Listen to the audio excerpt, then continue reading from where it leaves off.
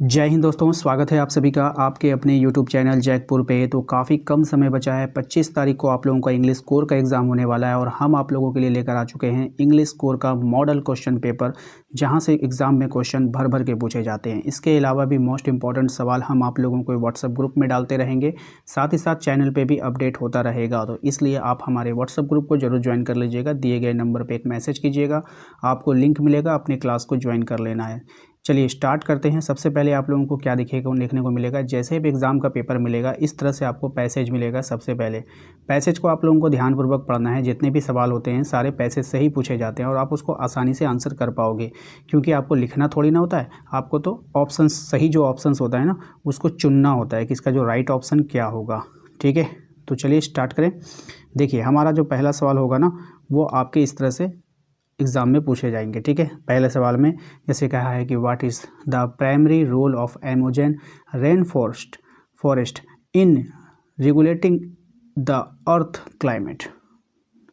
ठीक है, इसका मतलब होता है कि पृथ्वी की जो जलवायु को नियंत्रित करने में अमेज़न जो होता है ना, अमेज़न जो जंगल है आपका, रेन फॉरेस्ट का मतलब होता है वर्षा वन, की क्या भूमिका है ये आपको यहाँ पर बतानी है।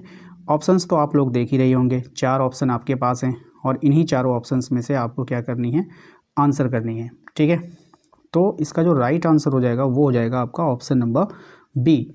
तो यहाँ पर जो हो जाएगा option number B, it's absorb carbon dioxide and produce oxygen. तो किस तरह ये करता है, ये कार्बन डाइऑक्साइड को एब्जॉर्ब करता है, यानी कि अवशोषित करता है, सोख लेता है और ऑक्सीजन बनाता है ना। प्रोड्यूस करता है, यानी प्रोड्यूस करता है, किसको करता है, ऑक्सीजन को करता है। ठीक है भाई, आगे बढ़े। देखिए वीडियो को लाइक जरूर कर दीजिएगा। जैसे ही आप लोगों का 200 लाइक कंप्लीट होगा वीडियो पे, तुरंत आप लोगों के लिए वीडियो अपलोड हो जाएगा। ठीक है, तो 200 लाइक जरूर कर दीजिएगा। ठीक है ना। चलिए क्वेश्चन आते हैं 2 पे। और हाँ, एक बात और है, मैं इससे पहले क्लास 12 के बच्चों को पढ़ा रहा था, उन लोगों का एग्ज़ाम सक्सेसफुल हो गया। आप कमेंट में जाकर देखो, भर भर के कमेंट आ रहा है, भैया आपका पढ़ाया वही आया, आपका पढ़ाया वही आया। आप लोगों का भी मेरा ही पढ़ाया हुआ आएगा। ठीक है, तो टेंशन बिल्कुल भी ना लें और 12 की भी तैयारी अच्छे से हो सकेगी आप लोगों की। तो आप लोगों को करना क्या है ना, कमेंट बॉक्स में एक काम कीजिएगा, आप अपना नाम लिखिएगा। ठीक है, और ज़िला का नाम ज़रूर लिखिएगा, नेक्स्ट वीडियो में आपका नाम लिया जाएगा। ठीक है, तो कमेंट में आप अपना नाम, अपने ज़िला का नाम ज़रूर टाइप करना। आइए दूसरे सवाल पे आते हैं। विच of the following is not mentioned at the threat of the Amazon rain forest. ठीक है, इसके कहने का मतलब है कि कौन सा खतरा अमेज़न के लिए सही नहीं बताया गया है। तो कौन सा खतरा सही नहीं बताया गया है भाई, तो over population of wild life, ये सही बात नहीं है, ये गलत है। इसका मतलब होता है, ये बोल रहा है कि वन्य जीवों की जो अधिक संख्या है वो अमेज़न के लिए जो है खतरा है। ऐसा हो सकता है क्या, बिल्कुल नहीं। ठीक है, तो ऑप्शन नंबर सी हो जाएगा। आइए क्वेश्चन नंबर 3 पे आते हैं। क्वेश्चन नंबर 3 में देखिए कहा गया है कि how much area does the Amazon rain forest cover. Amazon rain forest का जो एरिया है वो कितने क्षेत्रफल पे जो है कवर करता है, तो 5.5 मिलियन स्क्वायर किलोमीटर, यानी वर्ग किलोमीटर। याद रखिएगा, ऑप्शन नंबर सी हो जाएगा। क्वेश्चन नंबर आइए 4 में कह रहा है कि what is the consequence of the deforestation in the Amazon. Deforestation in the Amazon, इसके कहने का मतलब है कि जो वनों की कटाई का जो है क्या मतलब कि परिणाम निकल कर आया, एक तरह से ये आपसे पूछा जा रहा है। ठीक है, तो क्या परिणाम आया भाई, देखिए ऑप्शंस में हम आपको दिखाते हैं। इट वीकनेस है ना, या नहीं वीकेंस है, it weakens the forest ability to the absorb carbon dioxide. ठीक है, वीक का मतलब क्या होता है, कमज़ोर। ठीक है, तो यहाँ पे आपको बोला जा रहा है कि कार्बन डाइऑक्साइड अवशोषण की क्षमता क्या हो गई है, कमज़ोर हो गई है। ठीक है, वीकेंस हो गई है, उसकी जो एबिलिटी है कार्बन डाइऑक्साइड को जो एब्जॉर्ब करने की वो क्या हो गई है, कमज़ोर हो गई है। ठीक है, आइए क्वेश्चन नंबर 5 पे आइए। इसमें कह रहा है कि why is it important to protect the Amazon rain forest. कह रहा है कि अमेज़न की रक्षा जो है क्यों इम्पॉर्टेंट है भाई, प्रोटेक्ट करना उसको क्यों ज़रूरी है। ठीक है, तो इसको प्रोटेक्ट करना क्यों ज़रूरी है, ये to maintain biodiversity and combat climate change. इसका मतलब होता है कि जैव विविधता, ये जो होता है ना बायोडाइवर्सिटी, इसका मतलब होता है जैव विविधता। ठीक है, तो ठीक है, इसका तो आप लोग समझ ही गए हैं कि why is important to protect the Amazon rain forest को जो है, क्यों जो है अमेजन का जो हम लोग को प्रोटेक्ट करना चाहिए, क्यों उसकी जो है रक्षा ज़रूरी है। तो टू हेल्प द लोकल, नहीं इसका हो जाएगा आपका to maintain biodiversity and combat climate change. इसका मतलब भी हमने आपको बता दिया कि ये क्या होता है, जैव विविधता और जलवायु परिवर्तन को क्या करती है, नियंत्रित करती है। ऑप्शन नंबर बी हो जाएगा। ठीक है, ध्यान रहेगा। आगे बढ़े, क्वेश्चन नंबर 6 पे आइए। क्वेश्चन नंबर 6 में देखिए, कह रहा है आपसे what is primary advantage of using abbreviation is note making. ठीक है, मतलब जो है नोट मेकिंग में जो है एब्रिएशन का क्या यूजिंग है, क्या लाभ है, ये आपको बताना है। तो इसका हो जाएगा it reduce the time taken to write the note. मतलब नोट लिखते समय जो है इसमें क्या होता है, कम लगता है। ठीक है, क्वेश्चन नंबर 7 कह रहा है कि when writing summary which of the following should be avoided. मतलब राइटिंग समरी जब आप लिखते हो तो उसमें किस चीज़ को जो है अवॉइड करना चाहिए। अननेसेसरी डिटेल, अनावश्यक जो होता है आपका, इसको आप बोल सकते हो अनावश्यक विवरण जो आप देते हैं, डिटेल देते हैं, उसको आपको इग्नोर करना चाहिए। ठीक है, इसके बाद फिर से एक पैसेज आपको मिलेगा, पैसेज को ध्यानपूर्वक पढ़ना है। उसके बाद देखिए यहाँ पर क्वेश्चन नंबर 8 का आंसर करते हैं। कह रहा है कि what is the primary image described in the poem the laburnum top. ठीक है, इसमें आपसे बोला गया है कि कविता का मुख्य दृश्य क्या है। राइट आंसर हो जाएगा the laburnum tree blooming with yellow flower. ठीक है, यानी कि पीले फूलों से खिला लेबरनम का जो पेड़ है, ये इसका मुख्य जो है। ठीक है, नेक्स्ट आते हैं क्वेश्चन नंबर 9 में। इसमें कह रहा है आपसे, ध्यान से देखिएगा, what effect does the bird have on the laburnum tree in the poem. कहने का तात्पर्य है इसका कि पक्षी का जो है लेबरनम ट्री में क्या जो है उसका इफेक्ट है, प्रभाव है, वो आपको बतानी है। तो इसका जो राइट आंसर क्या होगा, वो हो जाएगा आपका it adds life to the stillness of the tree. ठीक है, यानी कि पेड़ की शांति में जीवन, पेड़ जो है पेड़ की शांति में वो क्या कर देता है, जीवन भर देता है। ठीक है, कौन, बर्ड। ठीक है, चलो क्वेश्चन नंबर 10 में आते हैं। What word in the poem suggest the soft movement of the tree. पेड़ की जो हल्की गति है वो किस शब्द से दिखती है, या कौन से शब्द से दिखाई देती है। तो स्वेइंग है ना, option number B. Next question number 11, इसमें कहा गया आपसे what is the relationship between the rain and the earth as described in the poem the voice of the rain. ठीक है, यानी कि वर्षा और धरती का जो संबंध है वो आपको बतानी है कि क्या है। तो वर्षा और धरती का जो संबंध है वो है the rain provides life to earth. कैसा संबंध है कि वो वर्षा जो है धरती को क्या देती है, जीवन देती है ना। जब वर्षा होगी तभी तो फसल उगते हैं। Question number 12, how does the poet feel about the loss of childhood. कवि बचपन खोने पर क्या महसूस करता है। तो वो महसूस करता है he regrets losing the innocence of childhood. यानी वो क्या महसूस करता है, मासूमियत खोने का उसको क्या होता है, पछतावा होता है। मासूमियत को खोने का क्या होता है, पछतावा होता है। क्वेश्चन नंबर आइए 13 में। इसमें कह रहा है कि what does the poem father to son highlights about family relationship. कहने का तात्पर्य है कि फादर टू सन कविता जो है वो क्या दिखा रही है। तो ये दिखा रही है आपका the conflict that can arise from generational difference. ठीक है, क्या दिखा रही है, पीढ़ी दर पीढ़ी जो है वो संघर्ष दिखा रही है। क्या दिखा रही है, पीढ़ी दर पीढ़ी संघर्ष दिखा रही है। क्या दिखा रही है? पीढ़ी दर पीढ़ी संघर्ष दिखा रही है। क्वेश्चन नंबर आइए 14 पे। क्वेश्चन नंबर 14 में कह रहा है कि what event led to the emotional separation between the narrator and his grandmother. ठीक है, इसके कहने का मतलब है ये जो है इन दोनों के बीच में ग्रैंड मदर हो गया और ग्रैंड मदर एंड और जो नरेटर है उसके बीच में डिफरेंस जो है वो क्यों कैसे आया था ये आपको बतानी थी। ठीक है, तो इसका जो राइट आंसर हो जाएगा वो हो जाएगा आपका the narrator departure from for foreign studies. क्यों आया था दूरी इसमें? क्योंकि जो ये था विदेश पढ़ाई जाने विदेश नरेटर जो था कहाँ चला गया था? पढ़ाई करने के लिए विदेश चला गया था, जिसके कारण जो है इसके अंदर इन लोगों के बीच में क्या आया? डिफरेंस आया था। Who are the main character in the story we are not afraid to die if we can all be together. ठीक है, कहानी का मुख्य पात्र आपको बताना है कि इस कहानी का जो मुख्य पात्र है वो कौन है, वो बताइए। तो इस कहानी का जो मुख्य पात्र है वो है आपका two young boys and their parents. दो बच्चे और उनके माता पिता। ठीक है, ध्यान रखिएगा।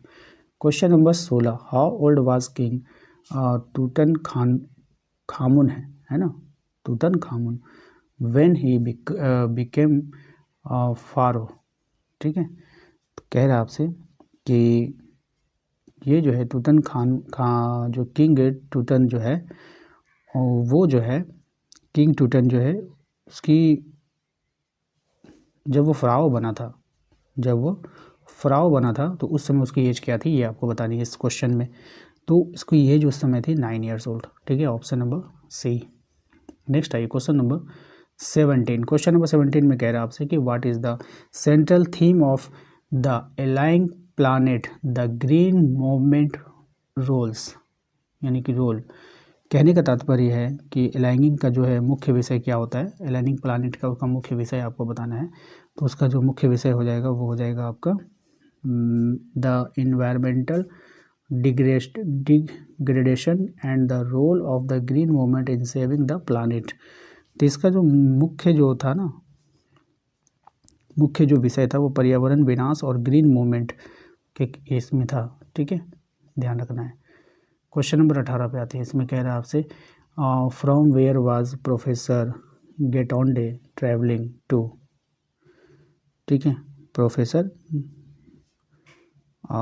गेटोंडे कहाँ जा रहे थे वो आपको बताना। पुणे से बॉम्बे जा रहे थे। वो कहाँ जा रहे थे? फ्रॉम पुणे से बॉम्बे। ठीक है, क्वेश्चन नंबर आइए 19 में। क्वेश्चन नंबर 19 में कह रहा है what is meant by kora. What is meant by kora. ठीक है, तो what is meant by kora, कोरा का अर्थ आपको बताना है। तो क्या हो जाएगा? परिक्रमा, सर्कमबुलेशन। ठीक है, इसको होता है परिक्रमा। नेक्स्ट आते हैं क्वेश्चन नंबर 20 में।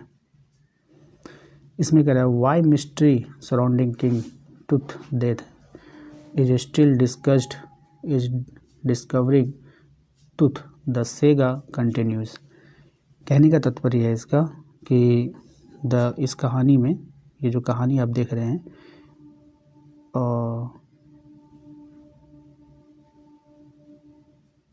किंग तुत की जो मृत्यु हुई थी, तो डेथ हुआ था, उसका क्या कारण था, क्या ये आपको बताना है।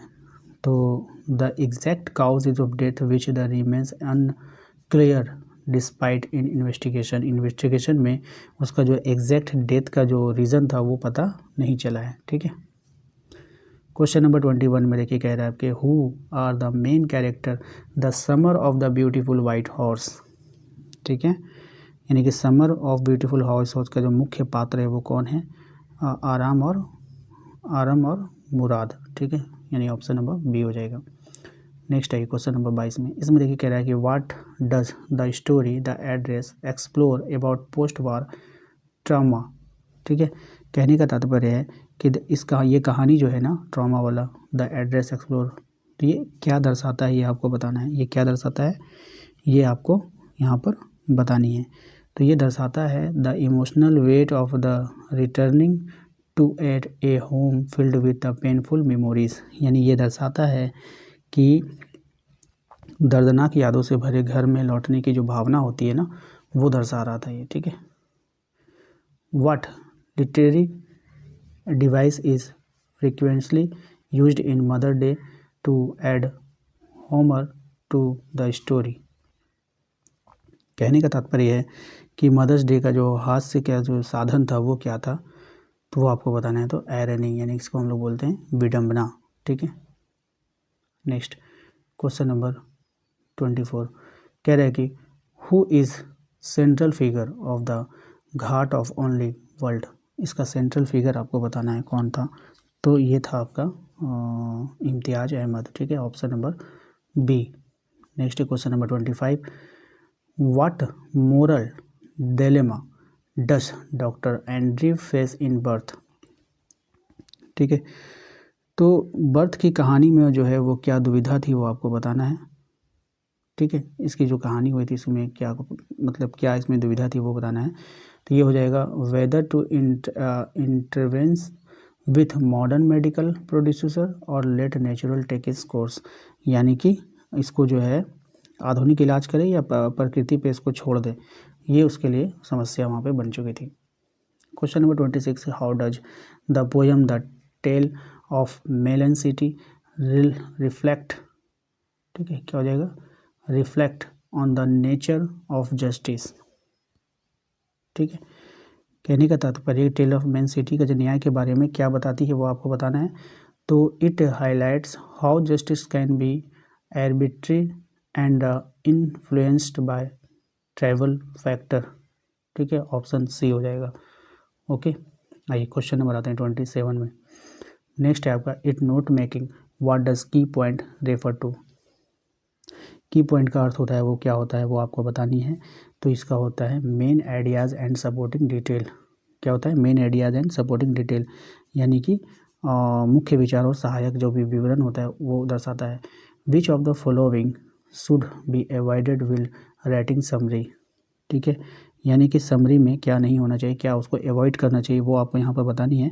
तो जितने भी अनावश्यक विवरण होते हैं उसको जो है आपको अवॉइड करना चाहिए। क्या करना चाहिए, इंक्लूडिंग अननेसेसरी डिटेल को।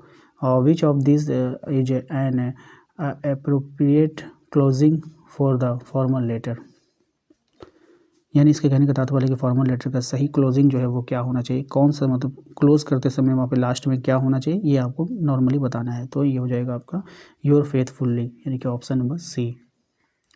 नेक्स्ट क्वेश्चन नंबर 30 में आपको देखिए कह रहा है कि which of these should be the focus in a note making exercise.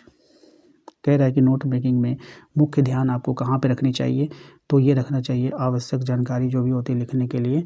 Identify and writing does the initial information को आपके ऊपर ध्यान देना चाहिए, ठीक है, लास्ट वाला ध्यान रखिएगा, इसेंशियल ऑफ इन्फॉर्मेशन। आइए क्वेश्चन नंबर आते हैं 31 में। कह रहे हैं कि which of the following is the correct way to organise notes. Notes को बनाने के लिए जो करेक्ट वे होता है वो क्या होता है वो आपको बताना है, सही तरीका उसका। तो यहाँ पे हो जाएगा यूजिंग हेडिंग, सब हेडिंग एंड बुलेट पॉइंट, यानी कि ऑप्शन नंबर बी हो जाएगा। क्वेश्चन नंबर 32 में देखिए कह रहा है what is the primary objective of note making in academic setting. कह रहे नोट मेकिंग का उद्देश्य आपको बताना है। तो to organise at the remember key points of future use, ठीक है, क्या हो जाता है, फ्यूचर यूज, मुख्य बिंदुओं को याद रखना फ्यूचर के लिए, ठीक है। नेक्स्ट हो जाएगा आपका 33 में। देखिए कह रहा है कि when writing a letter government official which format should be followed, यानी कि गवर्नमेंट ऑफिशियल पत्र का जो फॉर्मेट होता है वो कैसा होता है, तो वो बिजनेस लेटर के फॉर्मेट में होता है। ऑप्शन नंबर बी हो जाएगा, ठीक है, ऑप्शन नंबर क्या हो जाएगा, बी हो जाएगा। क्वेश्चन नंबर 34 है कि which of these the most important feature of the good note. Good note का, ठीक है, अच्छे नोट की जो है क्या उसकी विशेषता होती है वो आपको बताना है। तो उसकी विशेषता ये है कि वो क्लियरिटी रहेगा उसमें और ब्रीविटी रहेगा, यानी कि क्लियर और यानी कि संक्षिप्त रहेगा, यानी कि छोटा भी रहेगा। क्वेश्चन नंबर आते हैं 35 में। कह रहा है कि which of the following sentence is in A reported speech, ठीक है, कौन सा यहाँ पर रिपोर्टेड स्पीच वाला वाक्य है वो आपको पहचानना है। तो सी told me that she was busy, ठीक है, ऑप्शन सी। ठीक है। क्वेश्चन नंबर आते हैं 36 में। देखिए कह रहा है कि choose the correct indirect speech transformation. ठीक है, यानी कि आपको यहाँ पर जो है सही पहचानना है कि इनमें करेक्ट इनडायरेक्ट स्पीच कौन सा है। तो करेक्ट इनडायरेक्ट स्पीच यहाँ पर जो हो जाएगा वो हो जाएगा he said that could not find his keys. ठीक है, ऑप्शन नंबर बी। नेक्स्ट है choose the correct determiners dash studies pass the exam. Dash studies pass the exam. ठीक है, तो यहाँ पे हो जाएगा a few studies pass the exam. Next है आपका which of the following determiner is used plural countable noun. Plural countable noun में कौन सा डिटरमाइनर का यूज़ होता है वो आपको बतानी है। तो यहाँ पे हो जाएगा मैनी। किसका इस्तेमाल होता है? मैनी का इस्तेमाल होता है। क्वेश्चन नंबर आता है 39 में। कह रहा है कि choose the correct determiner there is dash water in the glass. कहने का तात्पर्य है कि बताइए सही डिटरमाइनर यहाँ पे क्या है। तो यहाँ पर हो जाएगा आपका सम, यानी कि option number A some water in the glass. Question number आते हैं 40 में। कह रहे हैं कि which of the following sentence contains incorrect use of determiner. यानी कि गलत डिटरमाइन वाला वाक्य जो है वो आपको पहचाननी है, यानी कि इस बार सही नहीं बताना है, इस बार आपको गलत बताना है।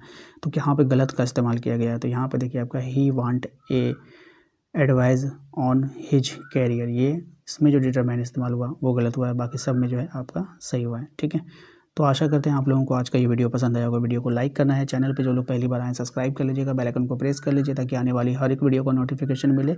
इसके अलावा वीडियोस ज़्यादा जब बनेगा आप लोगों का तो नोटिफिकेशन नहीं जाएगा, इसलिए आप लोग हमारे दिए गए नंबर पर एक मैसेज करके अपने व्हाट्सअप ग्रुप को जरूर ज्वाइन कर लीजिएगा। चलिए मिलते हैं नेक्स्ट अगले वीडियो में। Thank you.